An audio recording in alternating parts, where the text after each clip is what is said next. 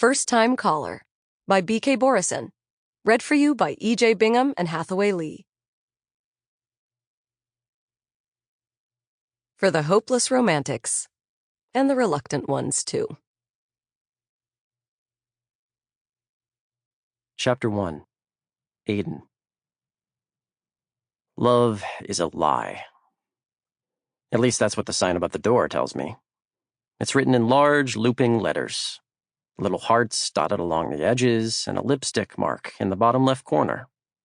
It looks like a sign that should be hanging crooked in the hallway of a high school, not boldly declaring the decline of humanity during the morning rush at a coffee shop. There are streamers, too.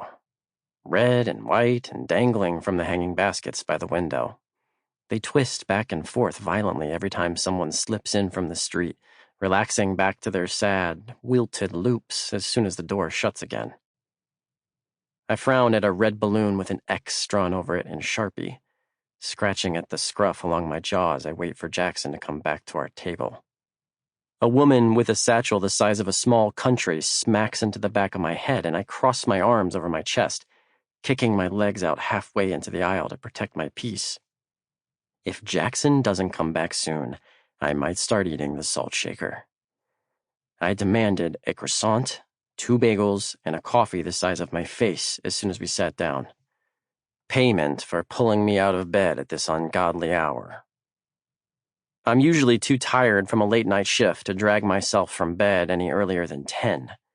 But Jackson had insisted, and then switched to threats when his insistence didn't work. I'd been too shocked at his language to come up with an appropriate excuse. In our 4 years of working together at the radio station, I've never heard Jackson raise his voice, let alone threaten bodily harm if I didn't agree to meet him at the tiny bookshop cafe 2 blocks from his house. "Be at Skullduggery at 8, he said, "or I'm coming for you." I was so distracted by the underlying threat, I didn't bother to ask what sort of cafe has a name like Skullduggery. A pirate ship? Maybe. Not a cafe. Jackson elbows his way through the small crowd jostling for position at the counter and slides into the seat across from mine, a tray balanced in one hand.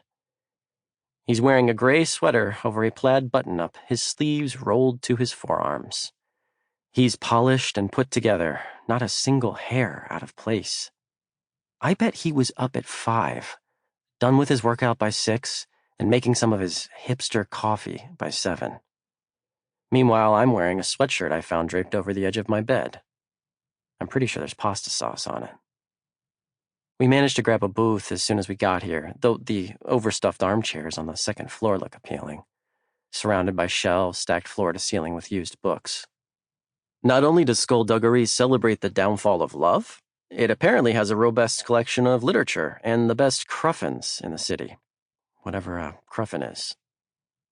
Jackson hands me a cup of coffee, his face eager.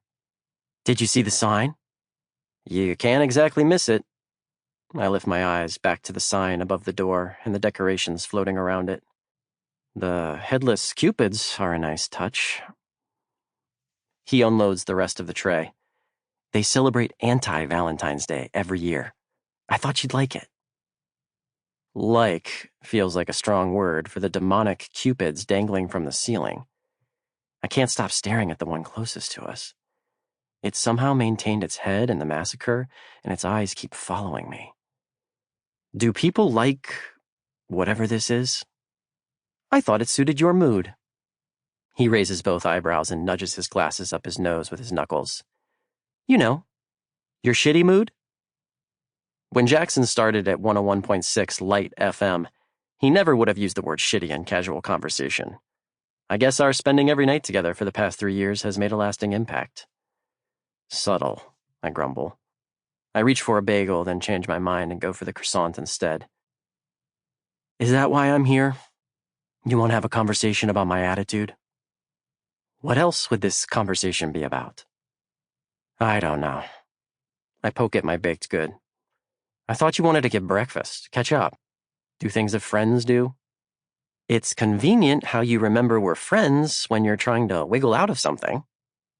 I'm not wiggling, I mutter, petulant. You're absolutely wiggling. And what I wanted was a Sample complete. Ready to continue?